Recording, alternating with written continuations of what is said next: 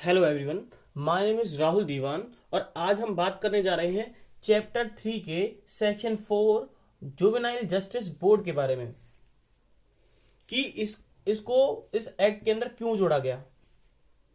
जो JJ act 2015 है हमारा, उसके अंदर इसकी क्या आवश्यकता पड़ी जुवेनाइल जस्टिस बोर्ड की।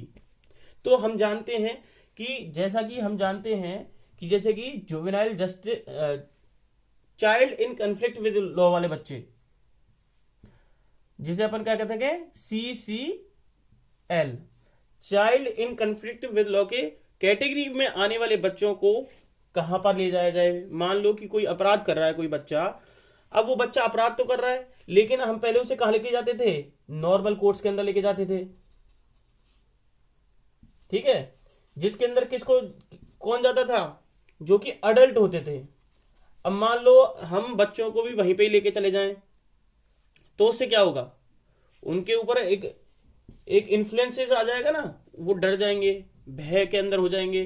तो इसलिए क्या करा, जब हमने इंटरनेशनल ट्रीटी करी, हमने क्या करा, जब हमने उसके बारे में रिसर्च करी, तो लोगों ने कहा कि भाई ऐसा नहीं होना चाहिए। उनको क्या होना चाहिए, नॉर्मल कोर्ट जो होते हैं उनसे थोड़ा अलग एनवायरनमेंट मिलना चाहिए, जिससे उनको पता ही ना चले कि है क्या जगह। इस तरीके का एनवायरनमेंट देने की बात कही ऐसे बच्चों को जो child in conflict with law की कैटेगरी के अंदर आते हैं। तो उसके लिए सबसे पहले स्टेट गवर्नमेंट ने क्या सोचा कि भाई जब बच्चों की बात कर रहे हैं तो इस एक्ट को एक बनाया जाए और उसके अंदर एक क्या जोड़ दिया जाए, एक बोर्ड का निर्माण कर दिया जाए, जिसका नाम क्या हो, जुवेनाइल जस्टिस बोर्ड। मतलब ऐसे बच्चे जो कि किसी तरीके का ऑफेंस करते हैं तो उनको क्या दिलवाए, जुवेनाइल तो वो हो गए, ऐसी किशोर अवस्था में अगर उन्होंने कोई ऑफेंस किया है चाइल्ड ने, जो कि किस कैटेगरी में आ जाते हैं, child in conflict with law की कैटेगरी में आ जाते हैं, तो उन बच्चों को क्या दिलवाया जाए, न्याय दिलवाया जाए। किससे? किसी ऐसे बॉडी से, ऐसे बोर्ड से जो कि उनको न्याय दे सके, है ना, उनके साथ जस्टिस कर सके। तो इसलिए हमने क्या करा, एक बॉडी का निर्माण किया जिसका क्या नाम रख दिया हमने, जुवेनाइल जस्टिस बोर्ड। तो आपको ये बात समझ में आ रही होगी। फिर इसके बाद हमने क्या सोचा कि भाई हमने ये बोर्ड का निर्माण तो कर दिया, लेकिन इसके अंदर होगा कौन, कितने सक्षम व्यक्ति होंगे इसके अंदर। तो हमने यहां पे देखा कि इस जुवेनाइल जस्टिस बोर्ड को हमने पहले तो सेंट्रल गवर्नमेंट ने क्या किया, एक एक्ट बना दिया इसके लिए, और क्या कर दिया, इसको सब जगह लागू कर दिया। हर स्टेट को क्या कर दिया, कंपलसरी कर दिया। शेल लिख रखा है, देखो आप प्रोविजन के अंदर। तो कंपलसरी कर दिया कि एक या एक से ज्यादा क्या बनाए जाए, जुवेनाइल जस्टिस बोर्ड बनाए जाएं। किस बात के लिए? इस बात के लिए कि जिससे क्या हो सके, वो child in conflict with law की कैटेगरी के वाले बच्चों से क्या कर सके, डील कर सके, उनको जस्टिस प्रोवाइड करा सके। ठीक है। इसके अलावा क्या हुआ, इसके अलावा ये बताया कि भाई स्टेट गवर्नमेंट जो है वो क्या करेगी, एक या एक से ज्यादा जुवेनाइल जस्टिस बोर्ड का निर्माण कर सकती है। इसको लेकर के हमारे यहां पर एक केस आया 2018 में। कौन सा केस था वो? संपूर्ण Behura versus union of India. ठीक है।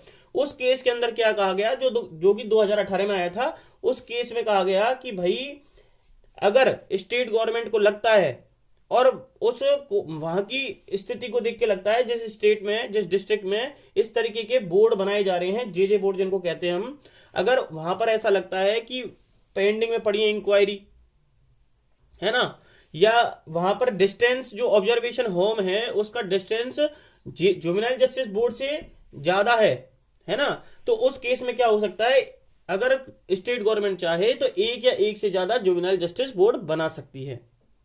ठीक है, क्योंकि लॉ ने कहीं पे भी इस बात को लेकर के प्रोहिबिशन नहीं कर रखा, नो प्रोहिबिटेड, प्रोहिबिशन नहीं कर रखा कहीं पे भी इस बात को लेकर के। ठीक है, तो इस बात को लेकर के जुवेनाइल जस्टिस बोर्ड बना दिया कि भाई एक या एक से ज्यादा जुवेनाइल जस्टिस बोर्ड को बनाया जा सकता है। फिर हमने देखा कि भाई कन्फ्लिक्शन क्या आ रहा था सीआरपीसी को लेकर के। जो सेक्शन 4 है उसके क्लॉज 1 में क्या दे रखा है, नॉट विद स्टैंडिंग वाली बात की गई है, जिसको क्या बोलते हैं अपन, of non obstante clause. Non obstante clause ये क्या होता है, हमें पता है कि हम वहां पे लिख रहा है नॉट विद स्टैंडिंग, इसे सुप्रीम क्लॉज भी कहते हैं। अब सोचो कि आप भाई सीआरपीसी का इससे क्या रिलेशन है, तो हमने देखा होगा सेक्शन 27 के बारे में सीआरपीसी के अंदर।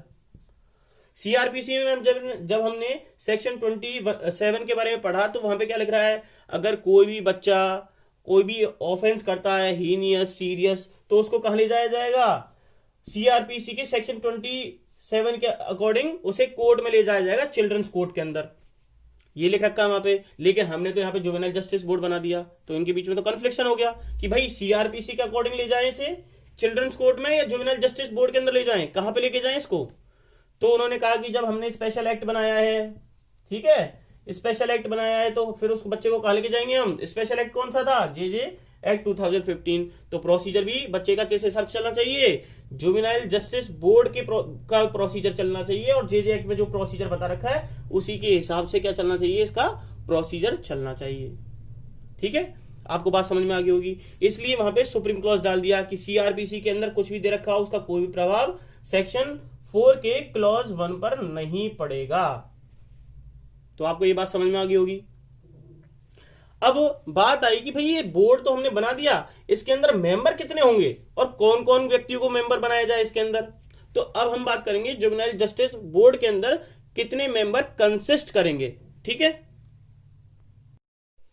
अब हम इसके बाद देखते हैं जुवेनाइल जस्टिस बोर्ड के अंदर, जब हमने सब बात कर ली कि भाई एक जुवेनाइल जस्टिस बोर्ड होना चाहिए जिससे क्या हो सके, child in conflict with law की कैटेगरी के बच्चों को हैंडल कर सके, उनको क्या प्रोवाइड करा सके, जस्टिस प्रोवाइड करा सके। ठीक है, अब हम वहां पर बात उठी कि भाई इस बोर्ड के अंदर जो हमने जुवेनाइल जस्टिस बोर्ड बनाने की कह तो दी है, लेकिन इसके अंदर व्यक्ति कौन कौन हो, कितने व्यक्ति कितने मेंबर्स हो इसके अंदर। तो उन्होंने कहा कि भाई सबसे पहले तो अगर जस्टिस प्रोवाइड कराना है तो सबसे पहले क्या बनाए, एक मजिस्ट्रेट बनाओ। तो उन्होंने क्या बना दिया, एक प्रिंसिपल मजिस्ट्रेट बनाने के लिए कह दिया कि जो भी मजिस्ट्रेट को अपॉइंट किया जाएगा इस बोर्ड के लिए, उसको क्या नाम रखा जाएगा, उसको प्रिंसिपल मजिस्ट्रेट कहा जाएगा। और उसमें कौन सा मजिस्ट्रेट हो सकता है, अगर मेट्रोपॉलिटन एरिया है तो वहां पर एमएम मेट्रोपॉलिटन मजिस्ट्रेट बना सकता है। अगर मेट्रोपॉलिटन एरिया के अलावा कहीं पर भी जुवेनाइल जस्टिस बोर्ड बनाया जाता है तो वहां पे कौन हो सकता है, जुडिशियल मजिस्ट्रेट फर्स्ट क्लास। ठीक है, तो आपको बात समझ में आ गई होगी ये बात कि उन्होंने कहा कि भाई एक जस्टिस चाहिए तो पहले तो एक मजिस्ट्रेट भी तो होना चाहिए ना उसके अंदर। ठीक है, और उनको कम से कम कितने साल का एक्सपीरियंस हो इस पोस्ट पे रहते हुए, एमएम की पोस्ट पे, जेएमएफसी की पोस्ट पे रहते हुए कितना साल हो गया हो, कम से कम 3 साल का एक्सपीरियंस हो गया हो उनको, तब जाके उनको क्या बनाया जा सकता है, प्रिंसिपल मजिस्ट्रेट की पोस्ट दी जाएगी। कहां पर, ऐसे बोर्ड के अंदर जो जुवेनाइल जस्टिस बोर्ड है। तो पहला एक व्यक्ति तो ये हो गया। और लेकिन इसमें क्या कहा, लेकिन अगर आप सोचते हो कि भाई चीफ मेट्रोपॉलिटन मजिस्ट्रेट या चीफ जुडिशियल मजिस्ट्रेट को अपॉइंट किया जाए, ऐसा नहीं हो सकता। उन्होंने कहा कि इन दोनों को छोड़ दो, इनके अलावा केवल कौन बन सकता है यहां पर बोर्ड का मेंबर, या तो वो मेट्रोपॉलिटन मजिस्ट्रेट होगा या क्या होगा, JMFC judicial magistrate first class, जिसको कितने साल का एक्सपीरियंस होना चाहिए इस बोर्ड का मेंबर बनने के लिए, 3 साल का एक्सपीरियंस होना चाहिए। इसके अलावा क्या बताया, कहा कि भाई ये बात तो ठीक है कि भाई मजिस्ट्रेट हो, लेकिन बोर्ड के अंदर कम से कम 2 व्यक्ति ऐसे तो होने चाहिए जो किसकी साइड से बोले, बच्चे की साइड का फेवर लें, बच्चे का भी तो फेवर लें। तो ऐसे व्यक्तियों को ढूंढा जो क्या हो, सोशल वर्कर हो इस बोर्ड के अंदर। ठीक है, सोशल वर्कर मतलब जो बच्चों के हेल्थ के बारे में, उनकी एजुकेशन को रिलेटेड है ना, उनका जो वेलफेयर है उससे रिलेटेड उन्होंने वर्क किया हो, ऐसे व्यक्तियों को ढूंढा जाए। तो उन्होंने कम से कम क्या कह दिया, 2 व्यक्ति होने चाहिए, 2 सोशल वर्कर होने चाहिए वहां पर। ठीक है, तो 2 सोशल वर्कर को वहां पर ले लिया और क्या कहा कि कम से कम उनको 7 साल का एक्सपीरियंस हो इस बात का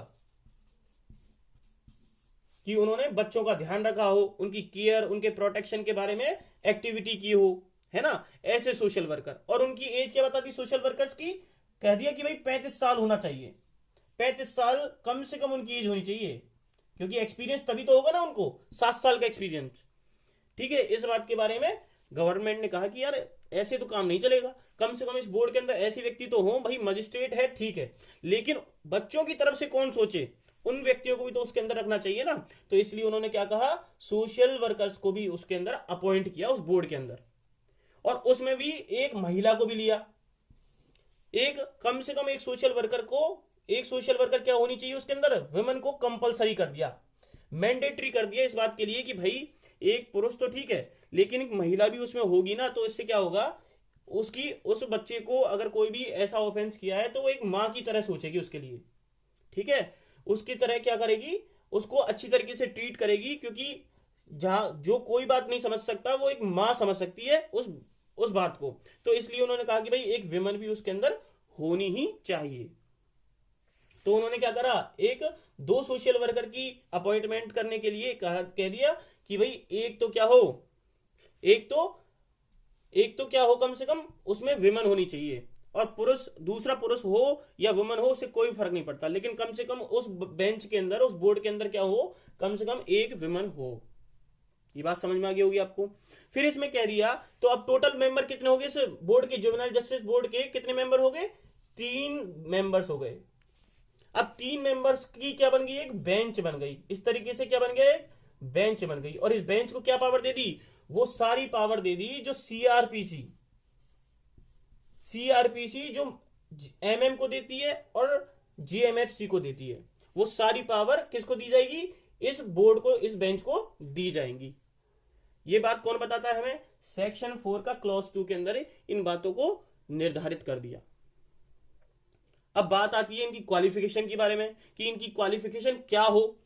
जैसे कि हमारे प्रिंसिपल मजिस्ट्रेट को अपॉइंट करने के लिए जेएमएम होना चाहिए या जेएमएफसी होना चाहिए, और उनको भी कितने साल का एक्सपीरियंस होना चाहिए, 3 साल का कम से कम एक्सपीरियंस होना चाहिए उनको, ठीक है, तब जाके वो प्रिंसिपल मजिस्ट्रेट बनाए जा सकते हैं।